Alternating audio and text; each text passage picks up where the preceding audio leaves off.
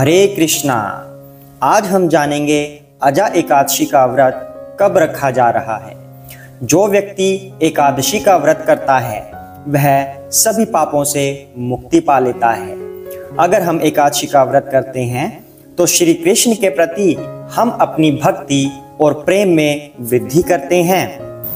एकादशी का व्रत करने से मनुष्य इस जन्म के तो पाप दूर करता ही है, बल्कि पूर्व जन्मों के भी पाप उसके दूर हो जाते हैं और वह इस आवागमन के चक्र से मुक्त हो जाता है।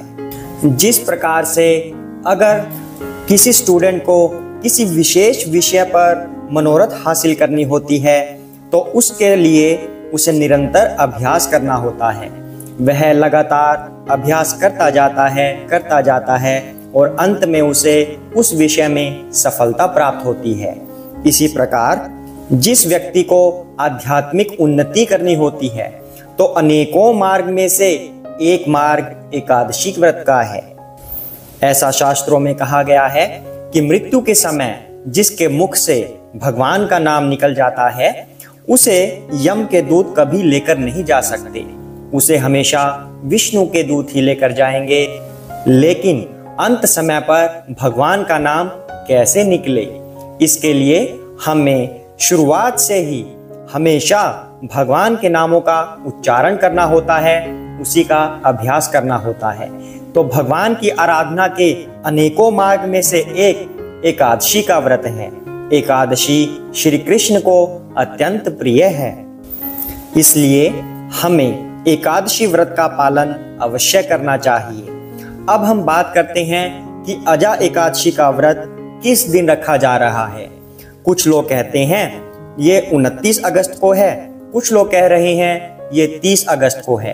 तो हम आपको बता दें एकादशी व्रत 30 अगस्त को रखा जा रहा है। अब आप यहाँ पर कंफ्यूज होंगे कि कोई लोग तो कहते हैं ये 29 को है और कुछ लोग कह रहे हैं ये 30 को है, और उनमें से कुछ ऐसे भी हैं जो 28 को कह रहे हैं। तो अब हम किसकी माने?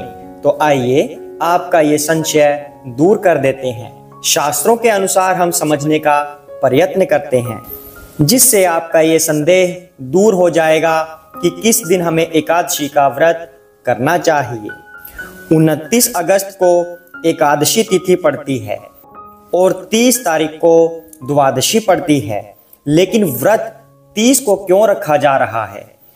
शास्त्रों में ऐसा वर्णित है, एकादशी तु संपूर्णा परतो द्वादशी भवेत् उपोष्या द्वादशी तत्र तिथि वृद्धि प्रशस्यसे। 30 अगस्त को जो द्वादशी है यह पक्षवर्धिनी द्वादशी है। इसे महाद्वादशी भी कहा जाता है। यह वर्ष में 8 बार आती है। जब अमावस्या से 2 दिन पहले ऐसी द्वादशी आए तब उसे महाद्वादशी कहते हैं या पक्षवर्धिनी द्वादशी भी कहा जाता है।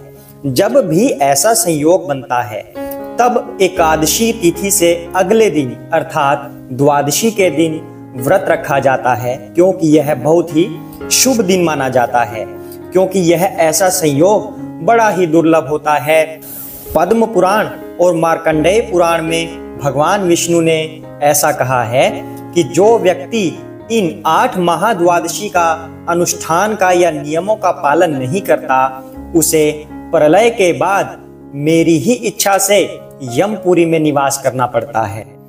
अर्थात हमें इस पक्षवर्धिनी द्वादशी के नियमों का पालन करना चाहिए और उस एकादशी के व्रत को हम द्वादशी के दिन रखेंगे और एकादशी व्रत हम द्वादशी के दिन रखेंगे। भले ही यह 29 अगस्त को है, लेकिन व्रत द्वादशी के दिन अर्थात 30 अगस्त को ही किया जाएगा। वैष्णव परंपरा के अनुसार यह व्रत 30 अगस्त को ही होगा और इसका पारण अगले दिन अर्थात त्रयोदशी के दिन होगा, जिसका पारण समय रहेगा सुबह 5:58 से 10:13 तक। तो आशा करते हैं कि अब आपका संदेह दूर हो गया होगा और जो भी वैष्णव परंपरा का अनुसरण करते हैं वो 30 अगस्त को ही एकादशी का व्रत करेंगे और भगवान श्री कृष्ण के प्रति अपनी भक्ति और प्रेम समर्पित करेंगे। हरे कृष्णा। जो भी व्यक्ति एकादशी व्रत का पालन करना चाहता है वह सुबह ब्रह्म मुहूर्त में उठकर स्नान करता है, भगवान श्री कृष्ण की मंगला आरती में भाग लेता है और उसके बाद तुलसी के पौधे के पास बैठकर श्री कृष्ण के महामंत्र का जाप करता है। यह मंत्र इस प्रकार है: हरे कृष्ण कृष्ण कृष्ण हरे हरे, हरे राम राम राम हरे हरे।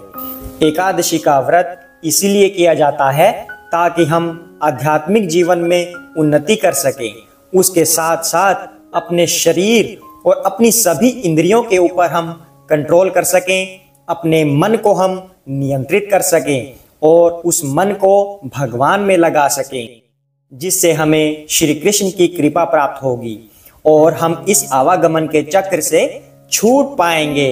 हरे कृष्णा। आशा करते हैं आपको यह जानकारी पसंद आई होगी। अगर आपको यह जानकारी पसंद आई है तो बने रहिए चैनल पर। अगर आप चैनल पर न्यू हैं, नए हैं, तो चैनल को सब्सक्राइब कीजिए और इस तरह की आगे जानकारी लेने के लिए बेल आइकन को अवश्य प्रेस करें और भगवान का नाम जपते रहें। हरे कृष्णा।